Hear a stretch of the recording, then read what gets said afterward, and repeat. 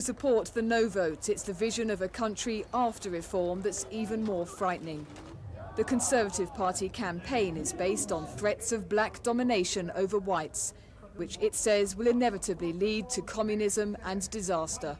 I don't vote for communism. I don't vote for Mandela and Slovo. No black man's trusted. No black man. You can't trust him. And power share is absolutely ridiculous.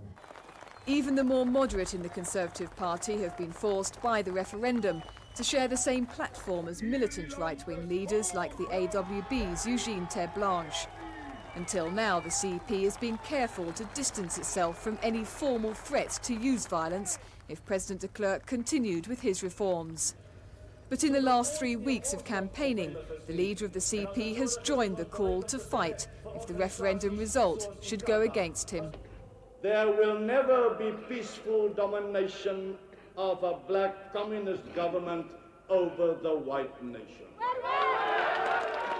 Today in Johannesburg, local Inkatha leaders also pledged their support for the alliance.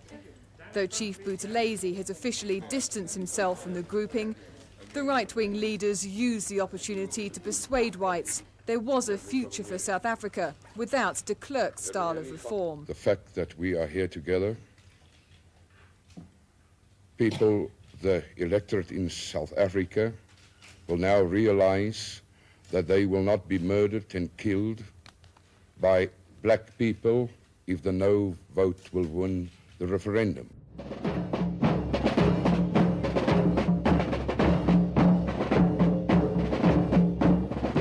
The sinister face of the white right wing of South Africa, marching through the streets of Pretoria. Joining them for the first time is General Constant Viljoen, a professional soldier and former chief of the South African Defence Force. His aim is to secure a homeland for the Afrikaner after the central seat of power is under majority rule. My knowledge of war will certainly lead me into trying to avert what we hope will not happen. That is a Bosnia type of war. Of course, if the war comes, it will not come from our side. If the war comes, it will come from the other side.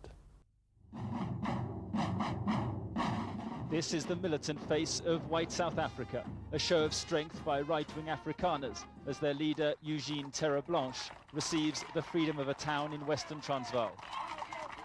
These extremists reject black majority rule and renounce the multi-party elections in April.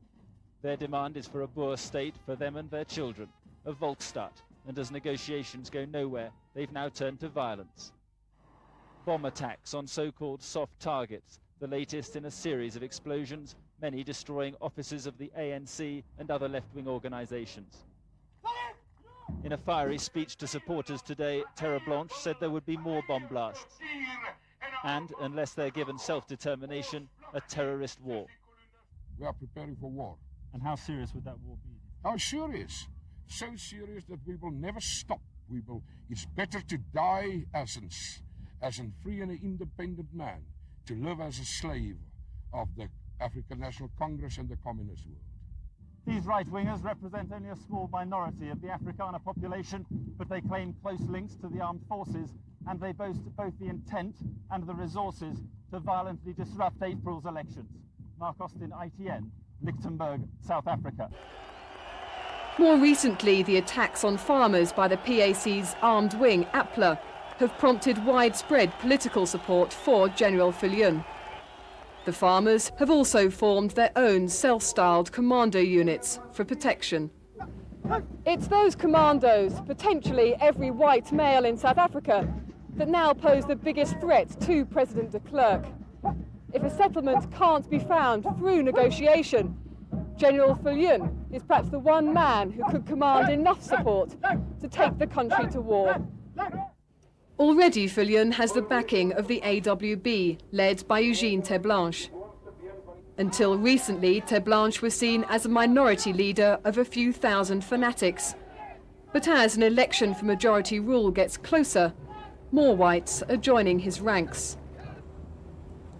General Viljoen's twin brother, Bram Viljoen, has little sympathy for the right and has long been a supporter of the ANC. But he recognises the influence his brother has to unite the right wing.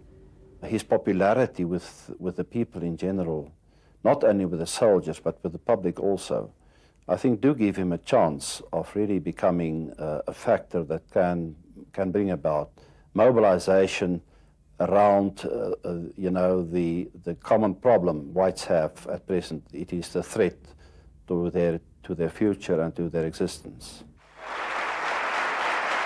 In the next few weeks, General Viljoen is taking his demand for a white homeland nationwide. Talking to Afrikaners of all ages, his message is first to negotiate, and any attempt to ignore him will be met with force.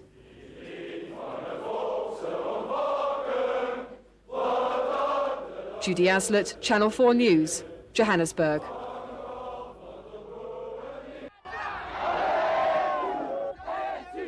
Too much had happened to allow the day to die without celebration. On the streets of Cape Town, they revelled in the newly won right to flaunt the symbols of the ANC. We have entered a new era in our struggle and we are happy. Wow, what we're struggling for a long time has happened now. It's not the end, but it's the beginning. We're a step closer to where the people shall govern. This is just a foretaste of what's expected when Nelson Mandela is released, but the excitement here is matched by the anger of South Africa's conservatives.